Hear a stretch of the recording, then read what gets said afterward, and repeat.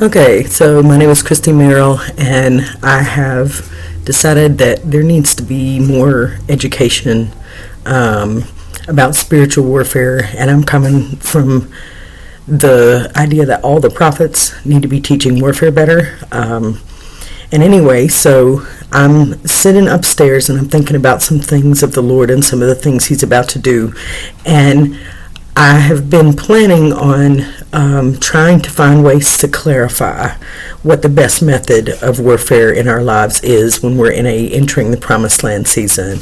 And it occurred to me that I needed to bring up and do a video about the Prince of the Power of the Air.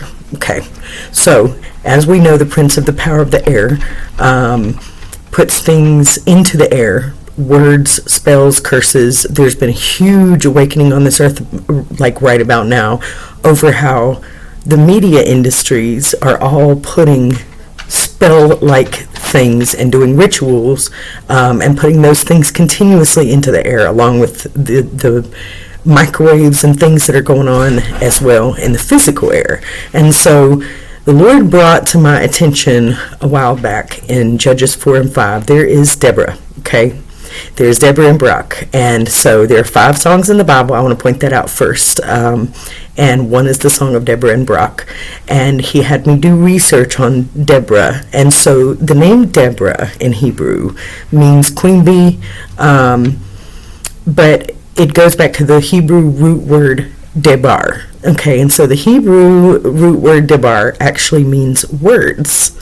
So when we look at Judges 4 and 5, it says that the children of Israel, after Ehud died, had begun to do evil in the sight of the Lord, and the Lord had sold them into the hand of King Jabin, the Canaanite. And so we look at that word Ehud, the judge Ehud. His name actually means Ehad, which means oneness with God. So when the children of Israel let their oneness with God die. And so listen, that's where we're at right now. Some of this is our fault, and some of this is very much the Prince of the Power of the Air's fault, right? But let's think about our God for a minute. Yahweh is God of order. He is a God of order. He is a God of perfection. And so let's just say if the Prince of the Power of the Air can change the atmosphere to put people into blood for blood, life for life, witchcraft style bondage, then how important is the air? So, and how important is the word?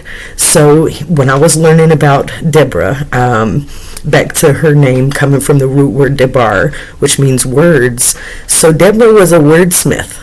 Okay, she spoke things that were not as though they were.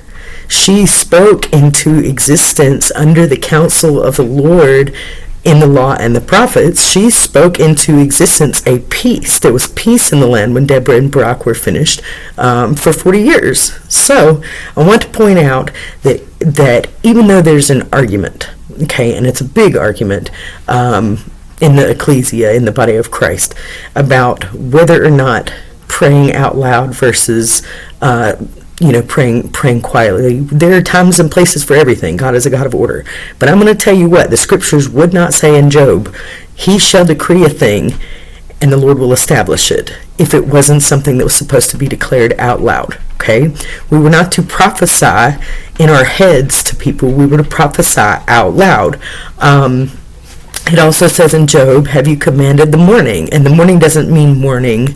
When it's translated, it says that, but it actually means the breaking through of the light. Okay, so the breakthrough. And so when the word says in Job, have you commanded your breakthrough? I need to let people know that if we're to look at this as fiery darts from the Prince of the Power of the Air, he's pretty well taken over the air, and I think that's pretty obvious at this point. But how do we take the air back? Well, it's about our words. The power of death and life is in the tongue, okay? So if we want things to change, then we have to put into the air the same and actually greater than what the Prince of the Power of the Air is putting in the air. So we need to be speaking, we need to be prophesying, we need to be praying out loud, we need to, the devil and the demons, anything fallen, any entity at all except for the living God cannot read our mind. Okay, so if we do not speak out and we do not decree, then we cannot change the atmosphere around us using our words and the power of death and life that is in our tongues. And so I just want to point out that the greatest thing that we need to do, the greatest thing we need to do as a body, especially with all these things that are coming towards us, is use our words, use the power of our mouth, use our ability as an heir. All right, we should take advantage of our inheritance that was given to us when Yeshua died. All right, so it's there already. We don't need to question that, but we need to take responsibility for our mouths, and if we're going to change the atmosphere around us that the prince of the power of the air has fully penetrated and in many ways has fully won for the moment. God's bigger, you know this. He who is in me is greater than he who is in the world, but it's time to fight back. And so decree, prophesy, all those things, speaking things into existence that are not as though they were. Obviously doing that with the right heart, that needs to be right now. And so if you are having any issues with spiritual warfare, I want to remind you of one thing. That was when David was about to defeat Goliath, okay? He says that the Lord had given Goliath into his hand, that it wasn't his battle. David knew that it wasn't his battle, so he was willing to obediently speak that I have a covenant and you do not. He was willing to speak to the giant and say, this battle is the Lord's. It is not mine. He will deliver you into my hand. And when we are ready to adopt that attitude, then we can walk into a promised land that is full of giants. Have a good day. I hope this blessed somebody in Jesus' name.